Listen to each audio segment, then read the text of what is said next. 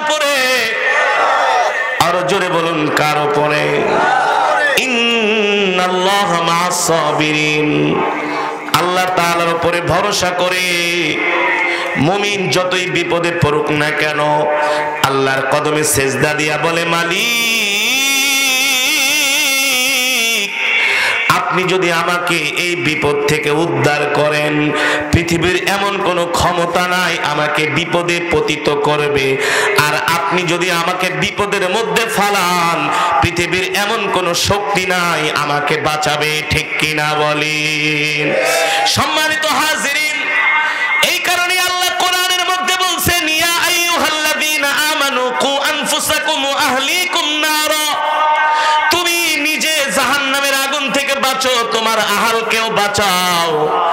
আপনি নামাজ পড়লেন, আপনার পরিবারের সদস্যরা যদি নামাজ না পড়ে, হাসরের ময়দানে এই কারণেও আল্লাহর কাছে আপনাকে জবাবদিহি করতে হবে। ঠিক কিনা বলেন? তার মানে নামাজ এমন এক ইবাদত, এই নামাজ ছাড়ার কোনো উপায় নাই। আপনি যদি অসুস্থ থাকেন, সেই অবস্থায় আপনাকে নামাজ আদায় করতে হবে। আপনি যদি আইসিইউতে থাকেন, সেই জায়গায় আপনাকে নামাজ পড়তে হবে। নামাজ আল্লাহর এমন এক হুকুম, রোজার অবস্থায় আপনি অসুস্থ হয়ে গেছেন, এই রোজাটা সুস্থ হওয়ার পরও আপনি করতে পারবেন। যাকাত, আপনার কাছে এখন যাকাত দেওয়ার পয়সা নাই, সম্পদ যখন হবে তখন আপনি যাকাত দিবেন, সমস্যা নাই। আপনার উপরে কোরবানি ওয়াজিব হয়েছে, অর্থ নাই, যখন অর্থ হবে তখন কোরবানি দিবেন।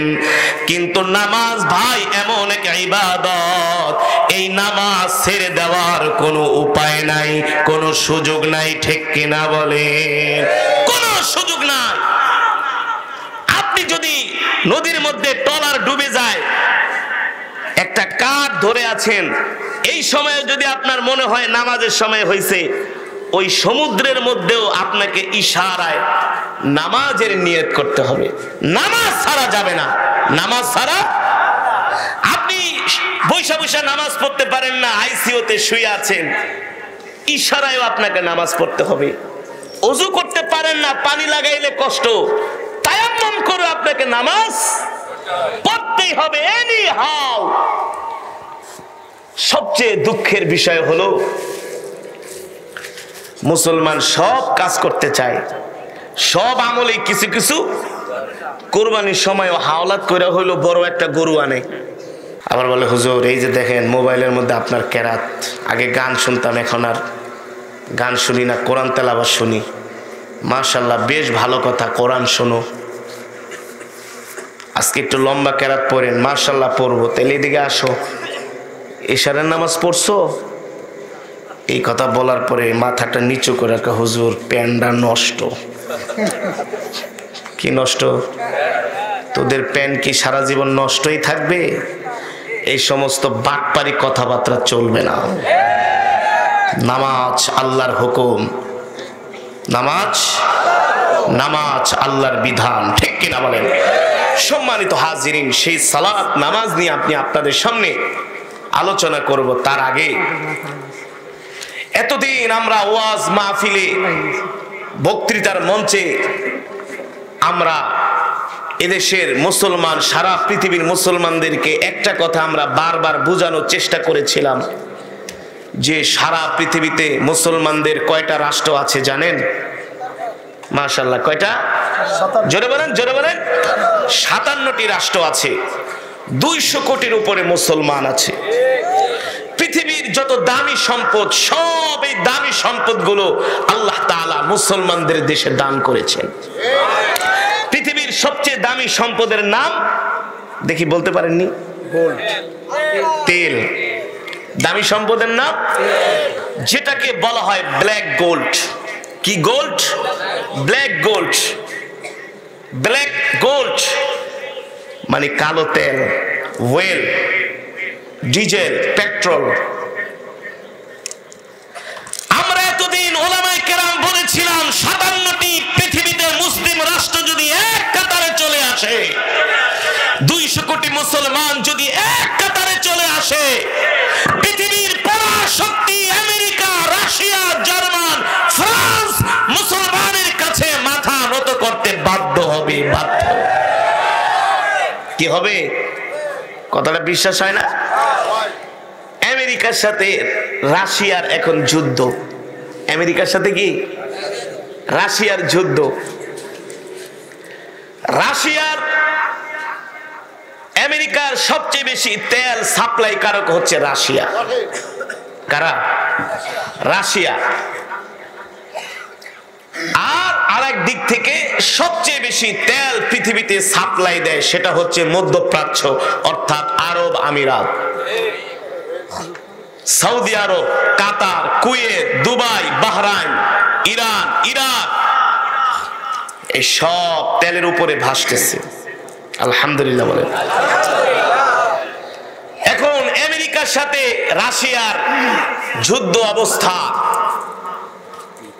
রাশিয়া বলছে আমরা ন্যাটোকে তেল দিব না। মানে রাশিয়া, আমেরিকা হচ্ছে ইউক্রেনের পক্ষে। কার পক্ষে?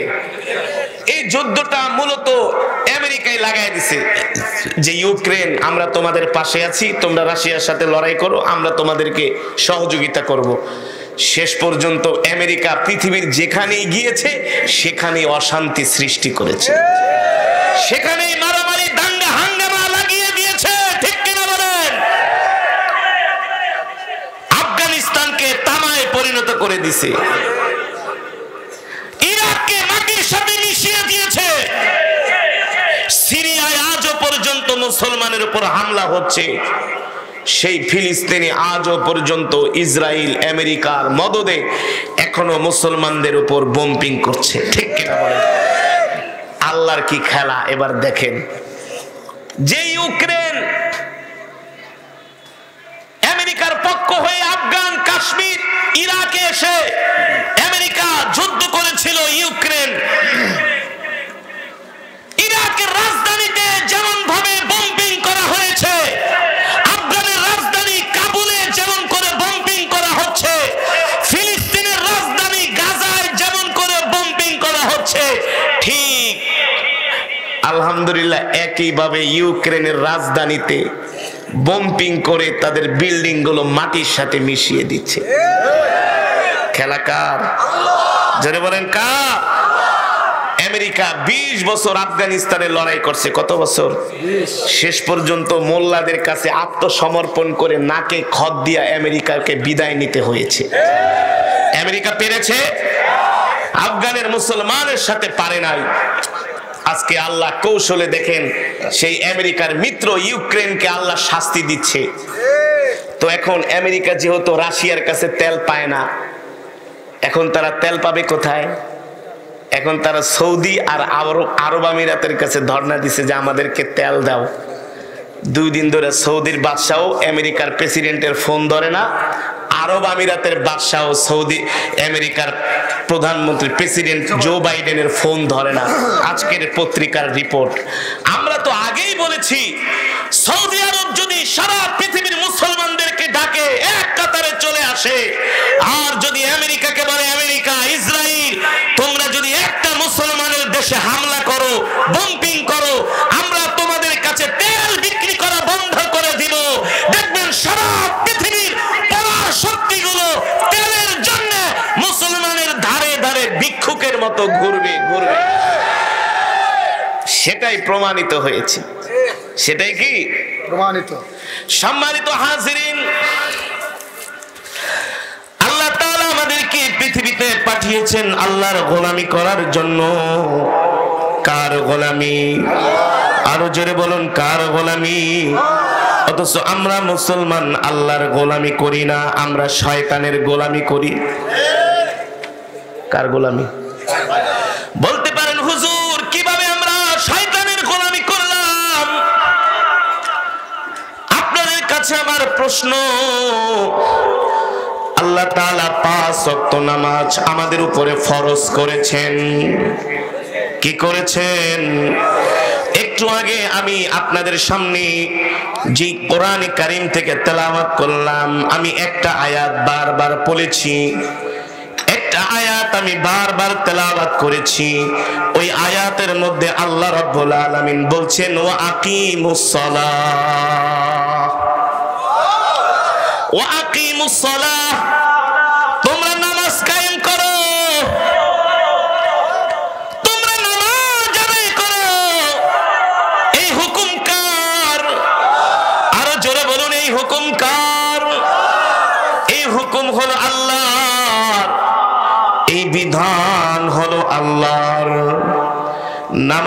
নামাজের কথা কোরআনের মধ্যে একবার দুইবার না, তিনবার, চারবার, পাঁচবার নয়। এই নামাজের কথা আল্লাহ তাআলা কোরআনের মধ্যে 82টা বার বলেছেন। কতবার? আরো জোরে বলুন কতবার? নবীজির হাদিস আমার বানানো কথা নয় রে বাবা। আল্লাহর নবী বলছেন, মান তারাকা সালাতান মুতাআম্মিদান ফাকাদ কাফারা। ঈমানদার আর কাফেরের মাঝে পার্থক্য হলো নামাজ। আরো জোরে বলুন কি? ঈমানদার আর কাফের বেঈমানের মাঝে পার্থক্য হলো নামাজ। ঈমানদার নামাজ পড়ে, মুমিন নামাজ পড়ে, আর কাফেররা নামাজ পড়ে না। ঠিক কিনা বলেন? আমি বলেছি এই সমাজের মধ্যে কিছু শয়তানের গোলাম আছে।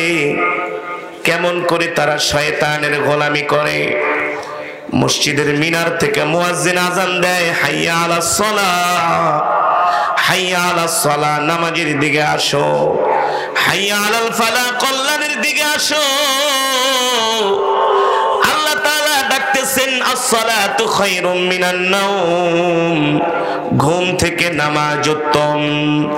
আল্লাহ মুয়াজ্জিন সুরে সুরে ডাকতেছেন, আসো আসো আসো, নামাজের দিকে আসো, আল্লাহর ঘরে আসো, আল্লাহর কদমে এসে সেজদা দাও। কিন্তু দুঃখের বিষয় হলো যোহরের নামাজে মসজিদে মুসল্লি পাওয়া যায় না, আসরের নামাজে মসজিদে মুসল্লি পাওয়া যায় না, মাগরিবের নামাজে মসজিদে মুসল্লি পাওয়া যায় না, ইশারের নামাজে তো একেবারে করুণ অবস্থা, ফজরের নামাজে মুসল্লি একেবারেই নাই। কথা বলেন। অথচ শুক্রবারের দিন হলে কোন মসজিদে জায়গা পাওয়া যায় না। যায়? হ্যাঁ, আমাদের ঢাকার শহরে অবস্থা, শুক্রবারে মসজিদে জায়গা পাওয়া যায় না। আপনাদের গ্রামের অবস্থা কি আমি জানি না, একই অবস্থা। তার মানে বেটা, আল্লাহ কি শুধু তোমার জন্য শুক্রবারের নামাজটাকে ফরজ করেছে, না এই 5 ওয়াক্ত নামাজও আল্লাহ ফরজ করেছেন? আরো জোরে বলুন। দিন রাত 24 ঘন্টার মধ্যে 5 ওয়াক্ত নামাজ পড়তে মাত্র 75 মিনিট সময় লাগে। কত মিনিট? কথাটা ভালো করে উত্তর দেন। এই মজমার মধ্যে এখনো অনেক মুসলমান আছে এশারের নামাজ পড়ে নাই, জীবনেও কোনোদিন ফজরের নামাজ পড়ে না। এই সমাজে এমনও মুসলমান আছে কোনোদিন মসজিদে যায় না। ঢাকা শহরের একজন নামকরা শিল্পপতি আমার খুব ভক্ত, আমাকে দাওয়াত দিয়ে নিছে তার অফিসে। বলে, হুজুর আমি তো আপনার অনেক বড় একজন ভক্ত, আমি আপনাকে আমার অফিসে দাওয়াত দিয়ে আনছি। আমার হাতের মধ্যে একটা টাকার ভান্ডিল ধরায় দিছে, অনুমান করে বুঝতে পারলাম মোটা ধরনের একটা টাকা দিছে হাদিয়া। বলে, হুজুর এটা আপনার হাদিয়া। আমি বললাম, মাশাআল্লাহ হাদিয়া দিছেন, ভালো কথা, হাদিয়া দেওয়া নেওয়া। কথা বলেন, হাদিয়া দেওয়া নেওয়া কি? একটু পরে বলে, হুজুর আমি আপনাকে একটা কথা বলার জন্য আমি আমার অফিসে দাওয়াত দিয়েছি। কি কথা ভাই?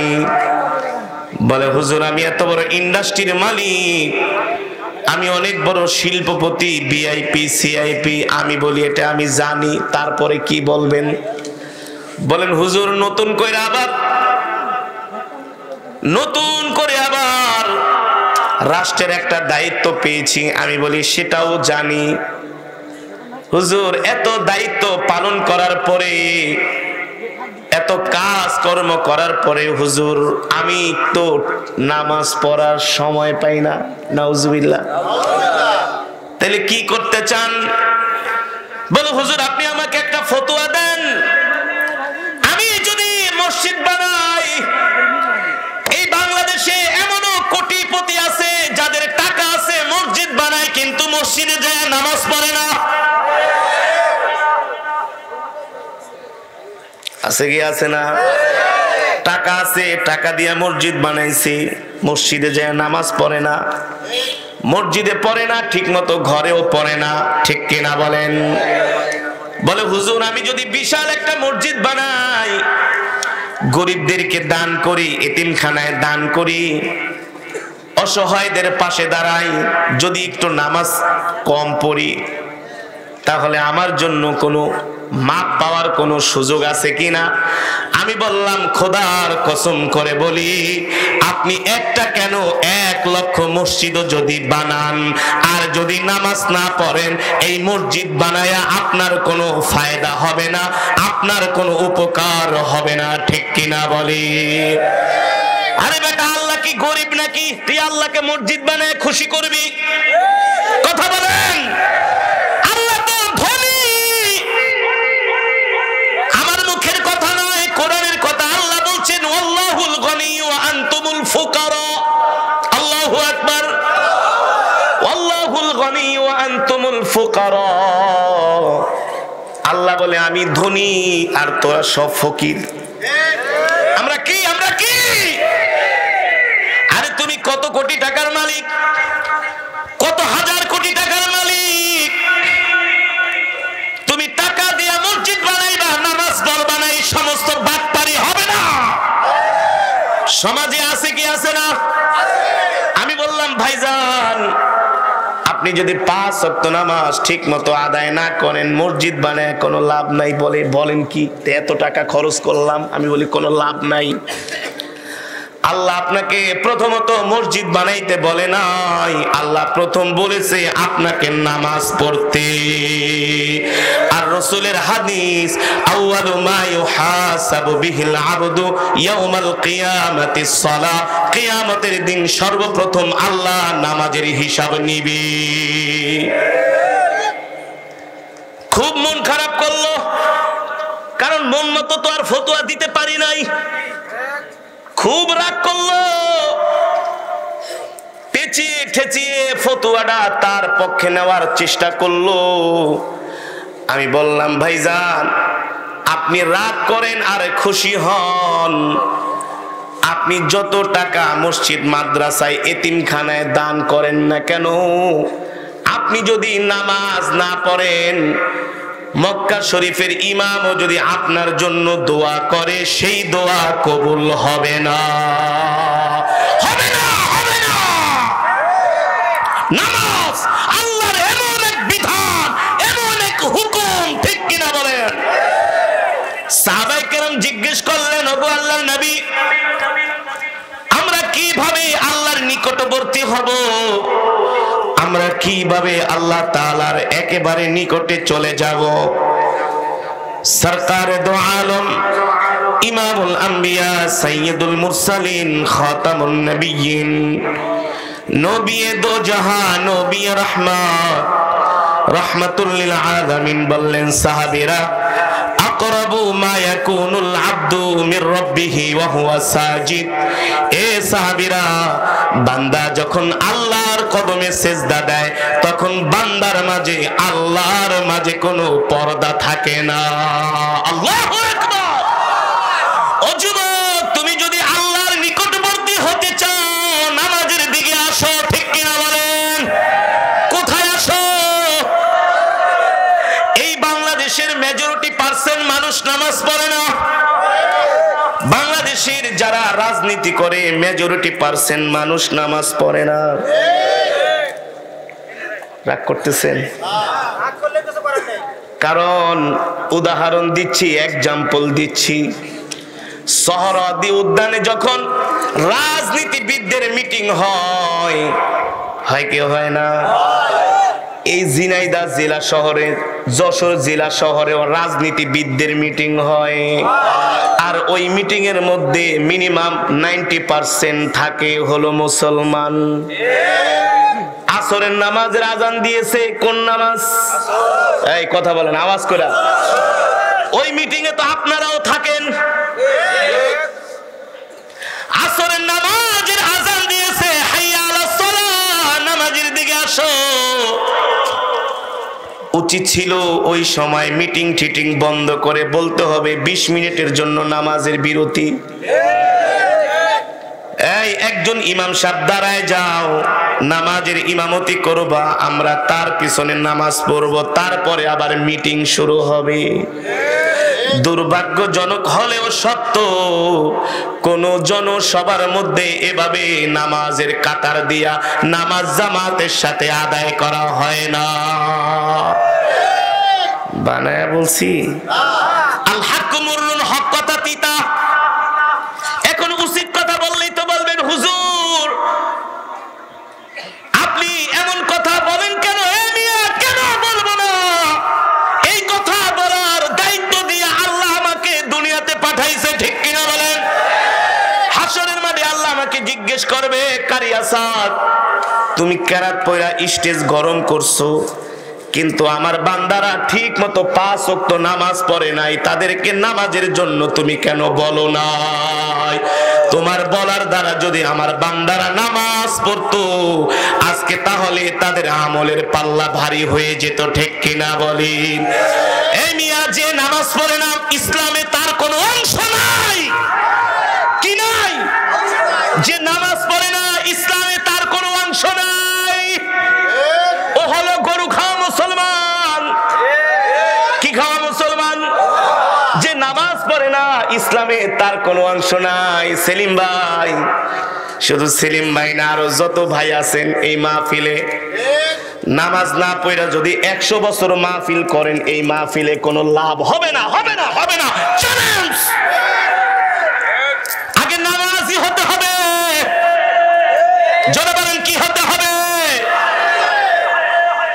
রাগ করতেছেন, কষ্ট পাইতেছেন, মেডিসিন কি একটু বেশি হয়ে যেতেছে? আর কতদিন? চুল পেকে গেছে, 60 বছর হয়ে গেছে, মিয়া নামাজ পড়েন না, জুমা নামাজে পর্যন্ত যান না, 5টা ওয়াক্ত নামাজে মসজিদে পাওয়া যায় না, অথচ চায়ের দোকানে বসে বাংলা সিনেমা দেখেন। একটা বাংলা সিনেমা দেখতে 3 ঘন্টা লাগে, এই 3 ঘন্টার ভিতরে বিড়ি খান 10টা। কয়টা? আমি কমই কইলাম, বিড়ি খায় 10টা। আমার কথার সাথে বাস্তবতার মিল আছে কি আছে না? একটার পর একটা বিড়ি খায়, বাংলা সিনেমা দেখে। এ বুড়া, তুমি কি করে এই বৃদ্ধ বয়সে তোমার চোখ দিয়ে বেগানা মহিলারে দেখো?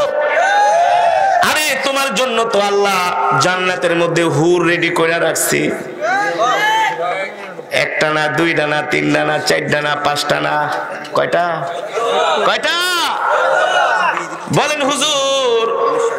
এই 70টা হুর কি মাথায় নিমু নাকি কুলে নিমু? বিয়া একটা করছেন, আর একটা করতে মন চায়, বিশ্বাস করেন না? আমরা তো টেকনাফ থেকে তেতুলিয়া, সুরমা থেকে পাথুরিয়া, বান্দরবন থেকে সুন্দরবন, শুধু বাংলাদেশ না পৃথিবীর অনেক দেশে আমরা যাইয়া এই প্রোগ্রাম করি, বয়ান করি, কেরাত পড়ি। কত প্রবাসে আছে বলে হুজুর কোটি কোটি টাকা কামাই করি, অর্থের অভাব নাই, কি করতে চান? বলে হুজুর বিয়ে তো একটা করছি বাংলাদেশে, এখন বিদেশেও একটা করতে মন চায়। আমি বলি করেন না কেন? কয় হুজুর যদি করি তাহলে বাংলাদেশে গেলে স্ত্রী তো ঘরে ঢুকতে দিবে না, তাই করেন। কয় হুজুর বুক ফাটে তো মুখ ফাটে না। একটা করছেন আর একটা করতে মন চায়, কিন্তু ভাবির ডরে করেন না। মন কিন্তু কথা কয় না। আর যদি মন না চায় তাহলে ওইটার কন্ট্রোলিং পাওয়ার নাই। আরে আল্লাহ তো কোরআনের মধ্যে মাসনা ওয়া সুলাসা কয়টার কথা বলছি? মা বোনেরা আপনারা আবার রাগ করেন না, রাগ করে কোনো লাভ নাই, কোরআনের কথা বলতেই হবে, ঠিক না? সম্মানিত হাজিরিন, কোন প্রসঙ্গে কথাটা বললাম?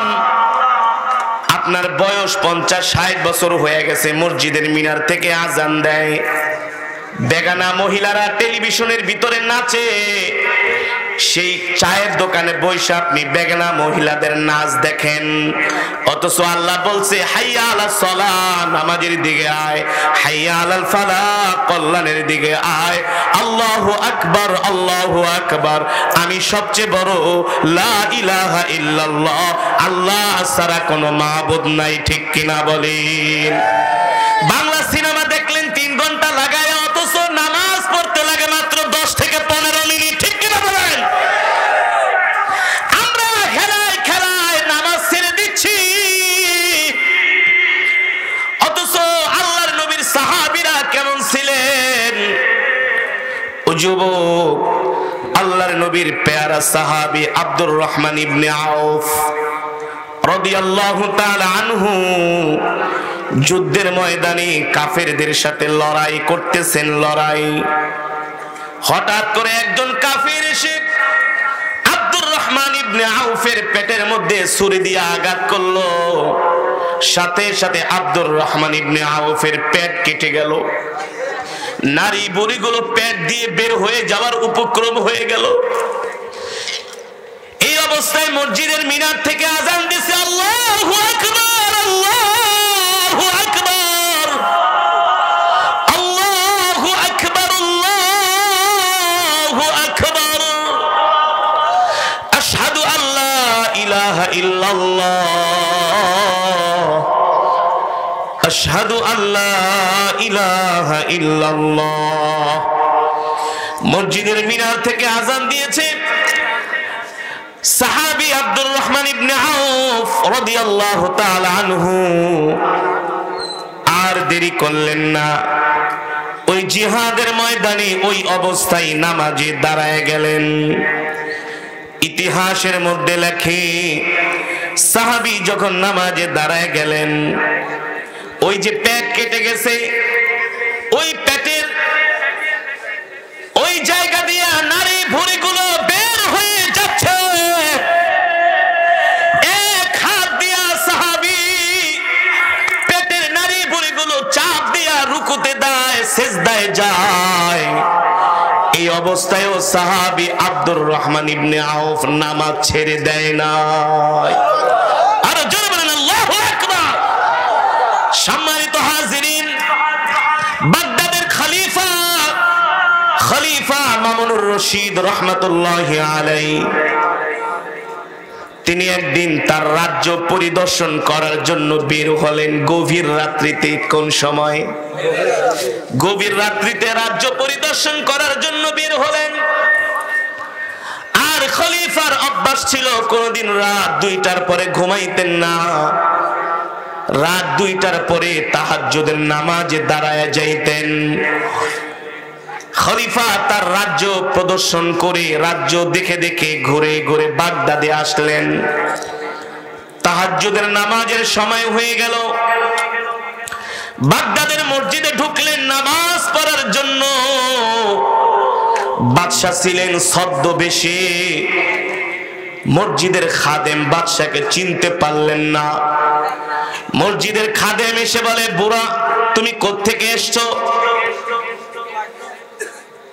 বাদশা মনে মনে চিন্তা করলেন, এই সময় যদি আমি আমার আসল পরিচয়টা দিয়া দেই, মসজিদের খাদেম ভয় পাবে। এ কারণে তিনি তার নিজের পরিচয়টা গোপন রাখলেন। আর বললেন, বাবা আমি একজন মুসাফির। আসলেই তো সে মুসাফির, রাজ্য ভ্রমণ করার জন্য বের হয়েছে। বলল আমি একজন মুসাফির। বলল মসজিদ থেকে বের হন। বলে বাবা আমাকে একটু সময় দাও, নামাজের সময় হয়ে গেছে, তাহাজ্জুদের নামাজের সময়, আমি একটু নামাজ পড়ি। এক কথায় দুই কথায় মসজিদের নিরাপত্তার দিকে খেয়াল করে খাদেম বলল, আপনাকে এখন নামাজ পড়তে দেওয়া যাবে না, বাসায় যায় নামাজ পড়েন। বলে আমার বাসা তো অনেক দূর। ওই সময় যদি বাদশা বলতে, বেটা তুই কাকে কি বলতেছস, আমি তো হচ্ছি এই বাগদাদের বাদশা। এই কথা শোনার পরে ওই মসজিদের খাদেমের অবস্থা খারাপ হয়ে যেত। ঠিক কিনা বলে? কেমন আল্লাহওয়ালা ছিলেন বাদশা, আল্লাহর সাথে কেমন সম্পর্ক ছিল। নামাজ পড়ার কারণে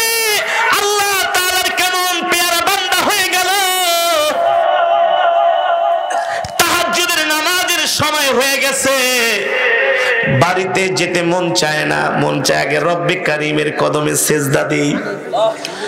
ও যুবক, খোদার কসম করে বলি, তুমি আমি যদি আল্লাহর সাথে সম্পর্ক করার মতো করতে পারি, তুমি আল্লাহর কদমে যখন সেজদা দিবা, সেজদার মধ্যে এত মজা লাগবে, এত মজা লাগবে, দুনিয়ার কোন চিজ আসবাবের ভিতরে এত মজা লাগবে না। ঠিক কিনা বলেন? নামাজ আল্লাহ তাআলার এমন এক হুকুম, নামাজ আল্লাহ তাআলার এমন এক বিধান, আকরাবু মা ইয়াকুনুল আবদু মির রাব্বিহি ওয়া হুয়া সাজিদ। বান্দা যখন সেজদা দিয়া আল্লাহর কদমে পড়ে যায়, আল্লাহ তাআলা ফেরেশতাদেরকে ডাক দিয়া বলে, এ ফেরেশতারা জমিনের দিকে তাকায় দেখ, আমার বান্দারা কি করতেছে। ফেরেশতারা বলে, আল্লাহ, আপনার বান্দারা কি করে আপনি তো দেখেন। রব্বে কারীম বলে, না ফেরেশতা, আমি তোদের জবান থেকে শুনতে চাই। তখন ফেরেশতারা লজ্জাবনত হইয়া বলে, আল্লাহ, আমরা মাটি দিয়া যে বনি আদমকে সৃষ্টি করার জন্য নিষেধ করেছিলাম, ওই বনি আদম এখন আপনার কদমে সেজদা দিতেছে। এই কথা বলার পরে আল্লাহ তাআলা হাসি দিয়া বলে, এ ফেরেশতারা, তোরা সাক্ষী রাখ, আমার যে বান্দা আমার কদমে সেজদা দিতেছে, এই সেজদা দেওয়ার কারণে আমি আল্লাহ তাদের গুনাহগুলো মাফ করে দিলাম। আল্লাহু আকবার। বান্দা যখন আল্লাহর কদমে সেজদা দেয়, সারা পৃথিবী যদি এক পাল্লায় দেওয়া হয়, আরেকটা মুমিন বান্দার সিজদা যদি এক পাল্লায় দেওয়া হয়, আল্লাহর নবী বলেন, সারা পৃথিবী চিজ আসবাবের চাইতে, জান্নাতের চাইতেও আল্লাহর কাছে বান্দার সিজদার পাল্লাটা ভারী হয়ে যায়। সিজদা, সিজদা, এই 3.5 হাতের 3.5 আঙ্গুলের কপালটা আল্লাহ শুধু আল্লাহর জন্য খাস করেছেন। অথচ দুঃখের বিষয় হলো, এই কপাল দিয়া এই সমাজের মধ্যে এমন মানুষ আছে, আল্লাহকে সেজদা না দিয়া মাজারে যায় সেজদা দেয়, বাবার কবরে সেজদা দেয়। আছে কি আছে না? এগুলো হারাম, এগুলো শিরক।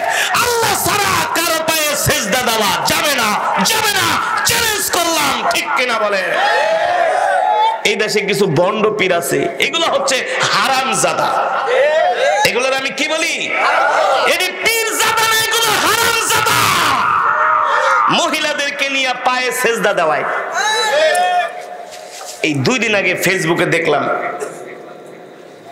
ওটা নাকি পীর হাফ প্যান্ট একটা পরছে, বৃদ্ধ, দেখছেন? ওই মহিলা আইসে বাবার ফুলের মালা দিতে, বাবা আর সহ্য করতে পারেনি, একেবারে মহিলার ধরে রাখছে, আর ছাড়ে না। এটি কি পীর? এগুলার জুতা দিয়া পিটাইতে হয়, জুতা, একেবারে কম দামে রূপসা স্যান্ডেল দিয়া। ঠিক কিনা বলেন? এই বেটা, সেজদা দিতে হবে আমার মালিককে, আমার আল্লাহকে, আর কাউকে সেজদা দেওয়া যাবে না, যাবে না। ঠিক কিনা বলেন? আমি ওয়াজ করতে গেছি সিলেটে। সিলেটে যখন ওয়াজে যাই, আমি সব সময় শাহজালাল মুজাদ্দিদি ইয়ামানি রহমতুল্লাহি আলাইহির মাকবারায় আমি যাই, অর্থাৎ শাহজালাল রহমতুল্লাহ আলাইহির মাজারে আমি যাই। নিঃসন্দেহে আল্লাহর ওলি শাহজালাল মুজাদ্দিদি ইয়ামানি, কোনো সন্দেহ আছে? আছে? কেউ যদি আবার পণ্ডিতি করে তার নামে অপবাদ দেয় যে সে আল্লাহর ওলি না, সেটা হলো একটা। আর নাটক দেখেন, ইতিহাস পড়বেন। সিলেটে পাঠালেন, সিলেটে আসলেন, মাঝখানে বিশাল সুরমা নদী। কি নদী?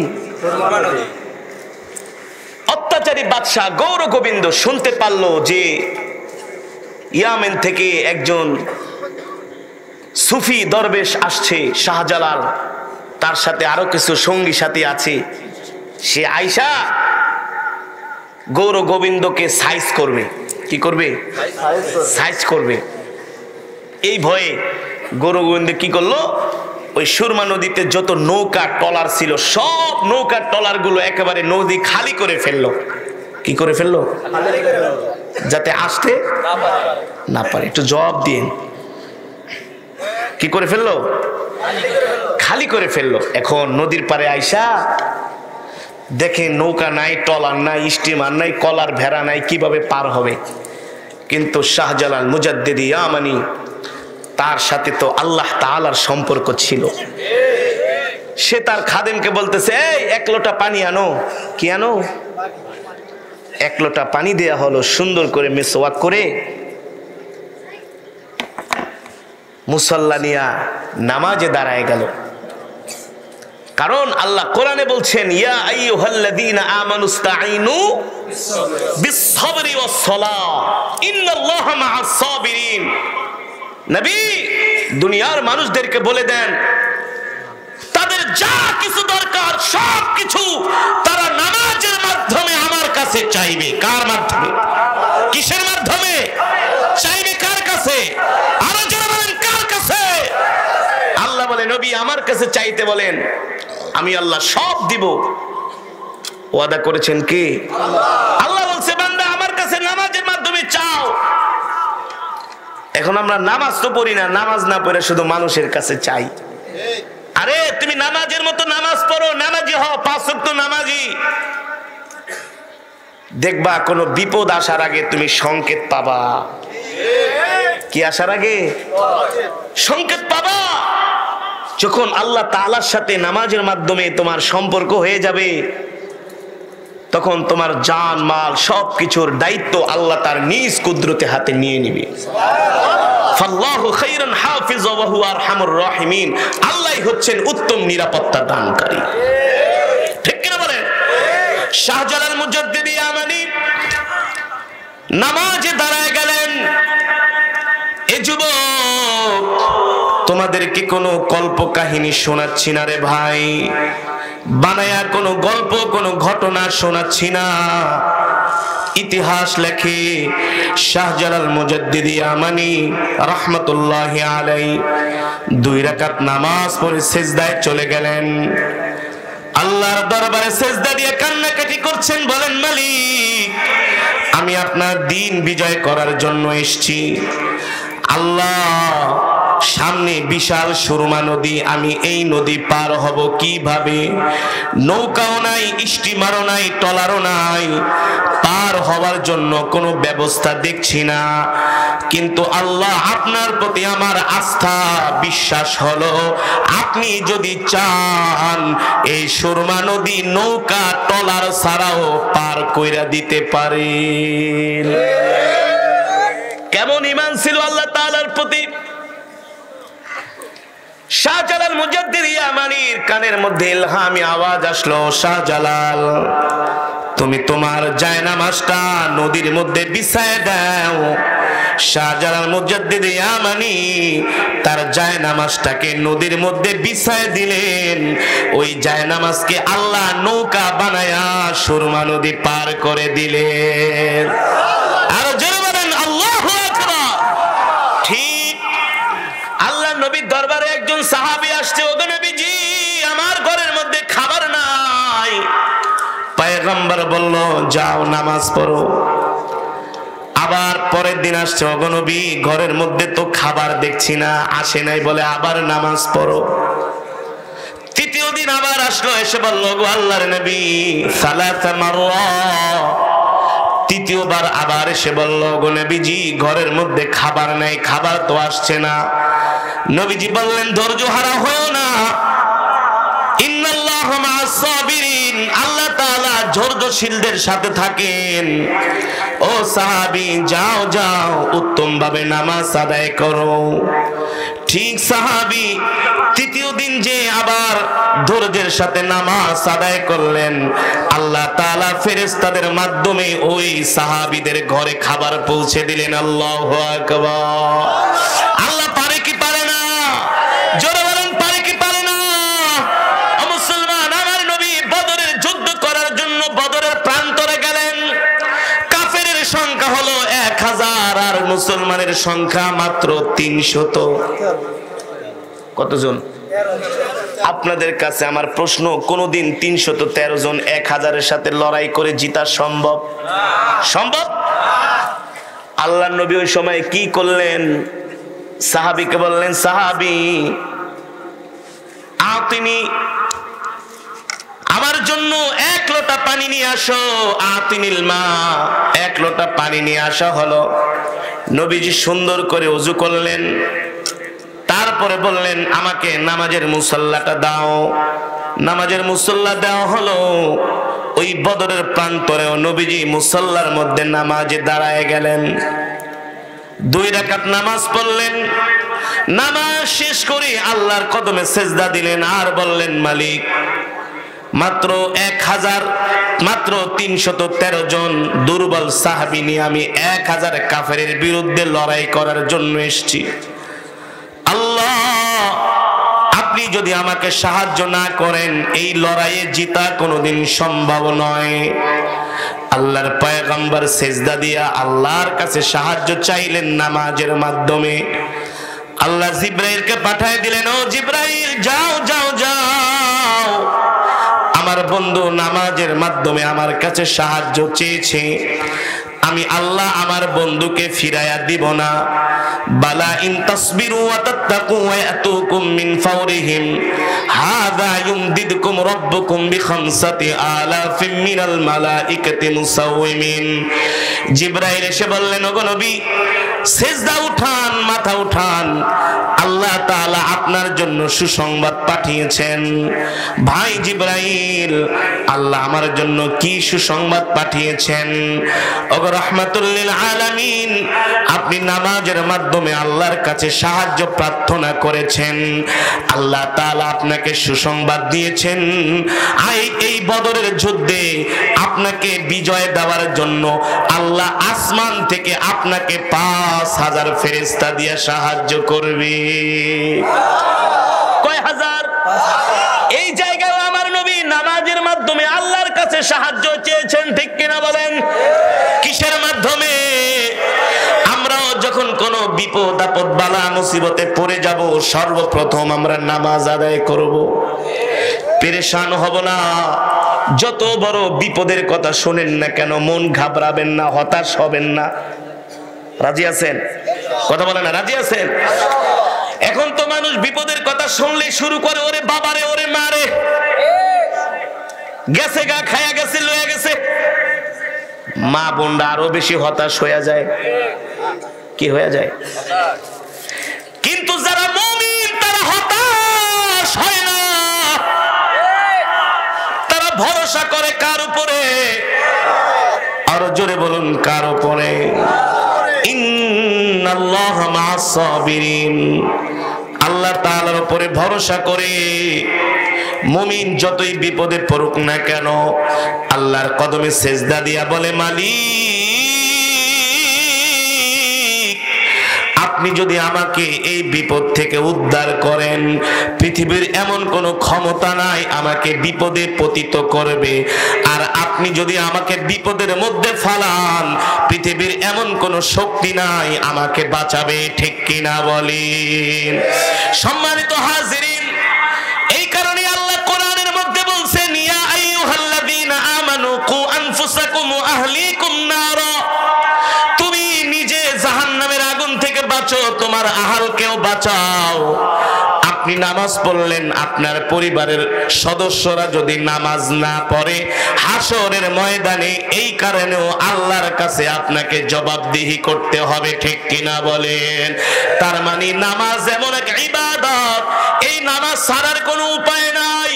আপনি যদি অসুস্থ থাকেন, সেই অবস্থায় আপনাকে নামাজ আদায় করতে হবে।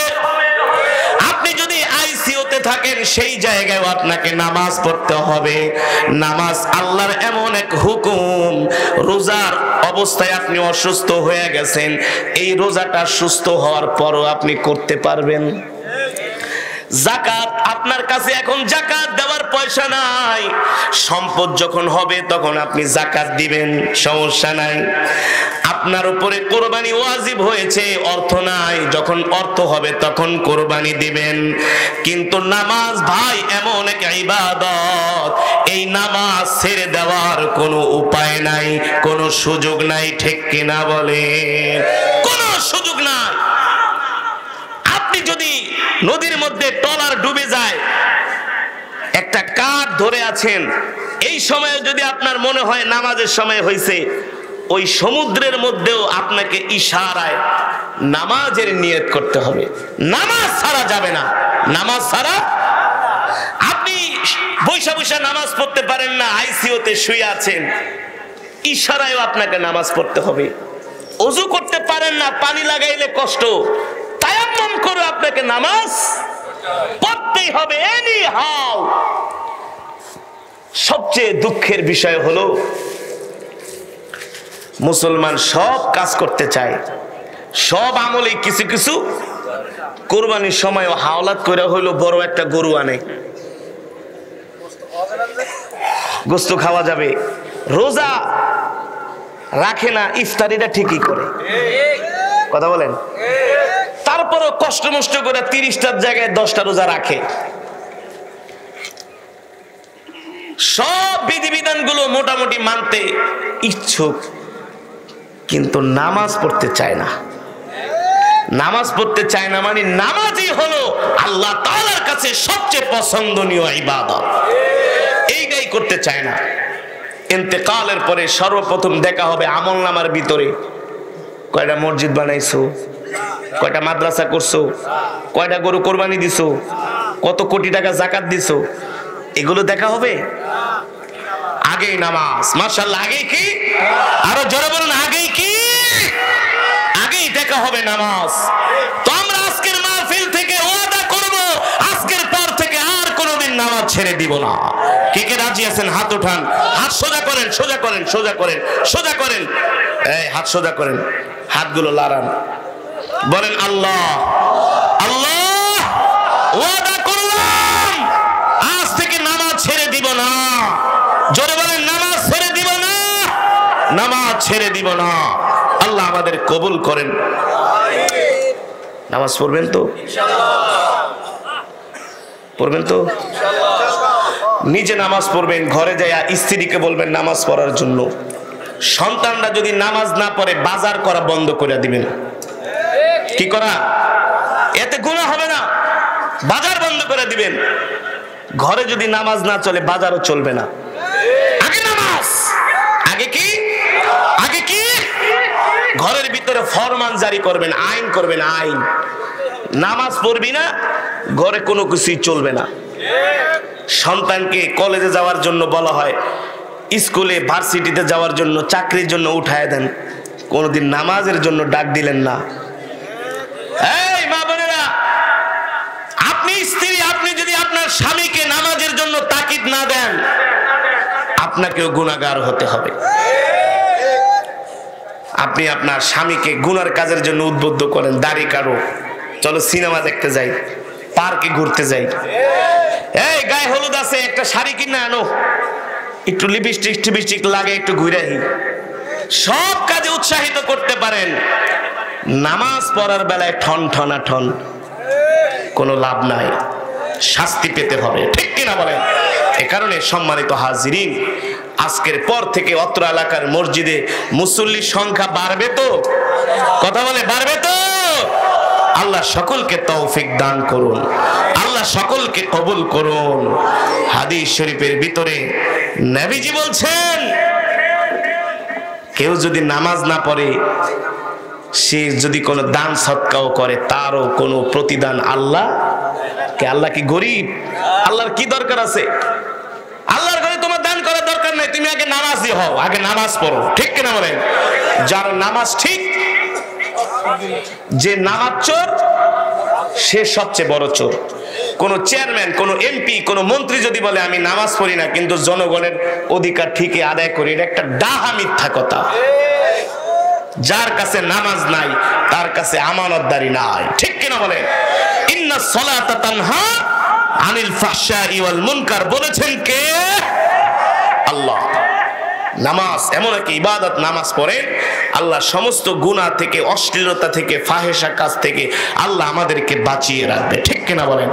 ওয়াদা করছেন আপনারা 5 ওয়াক্ত নামাজ পড়বেন, নিজেও পড়বেন, আত্মীয় স্বজন, পাড়া প্রতিবেশীদেরকে নামাজের জন্য দাওয়াত দিবেন। কি করবেন? কি করবেন?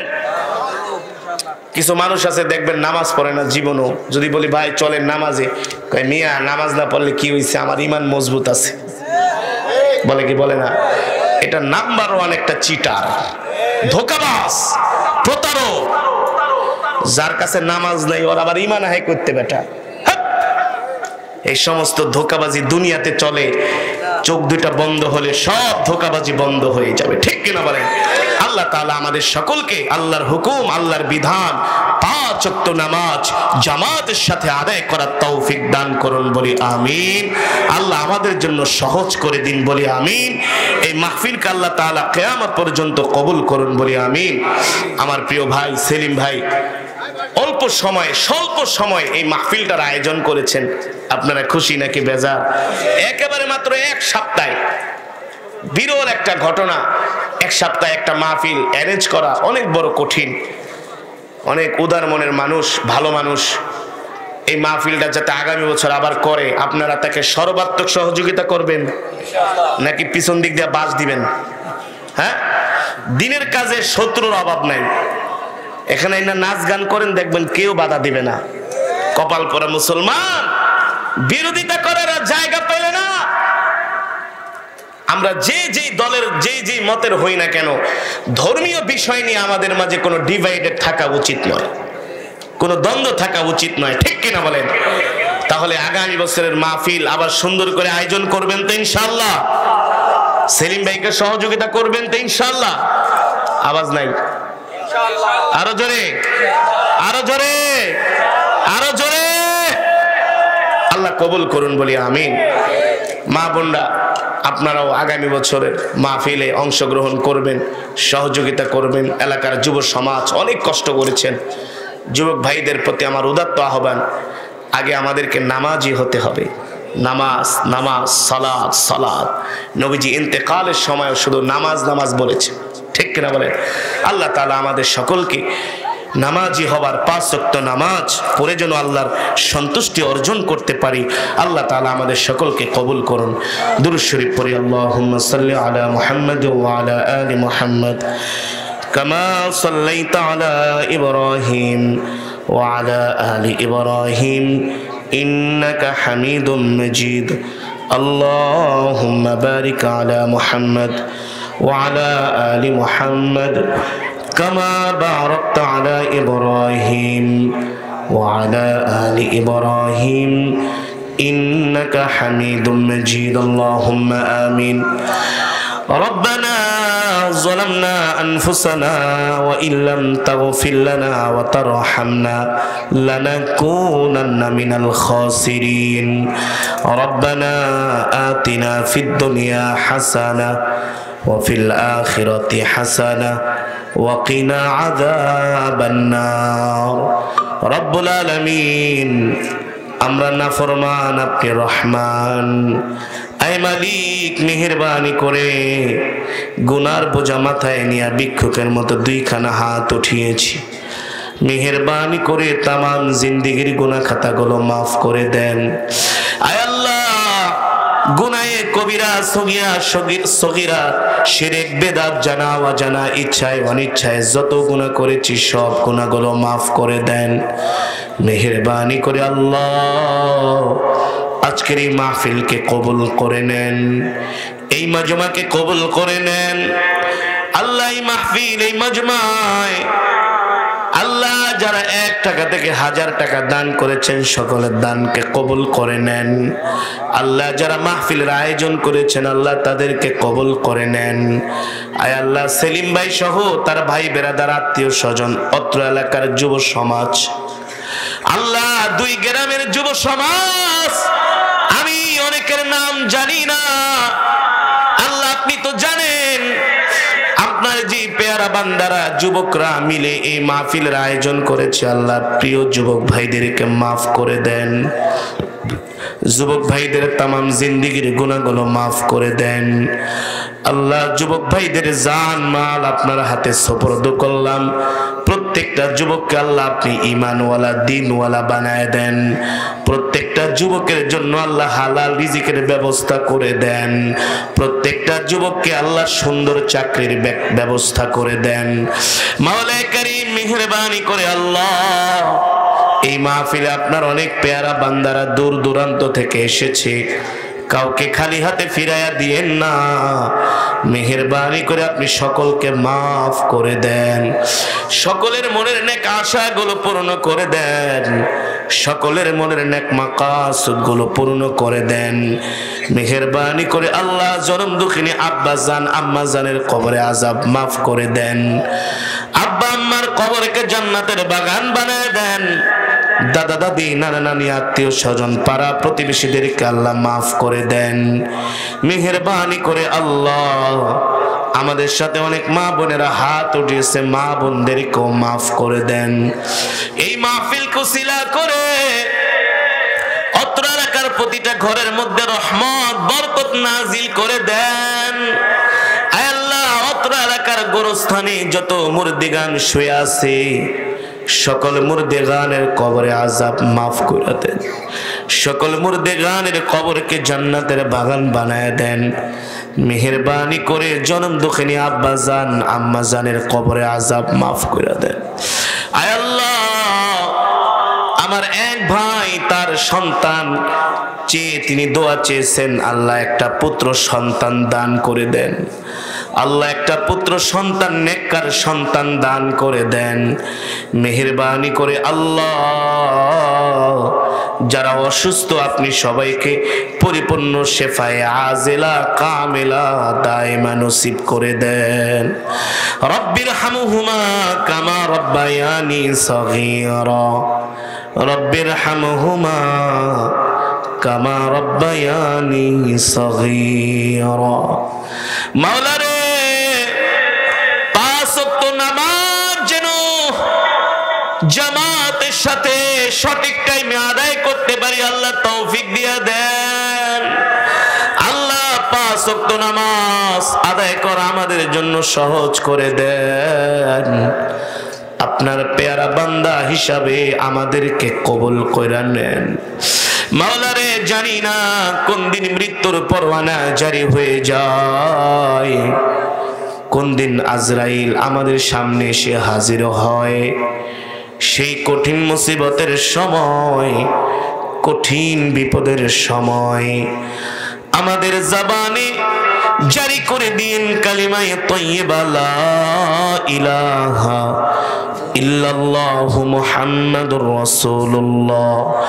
জোরে জোরে বলি সাল্লাল্লাহু আলাইহি ওয়াসাল্লাম। বিদুরি সুবহানা রাব্বিকা রাব্বিল ইজ্জাতি আম্মা ইয়াসিফুন ওয়া সালামুন আলাল মুরসালিন ওয়ালহামদুলিল্লাহি রাব্বিল আলামিন।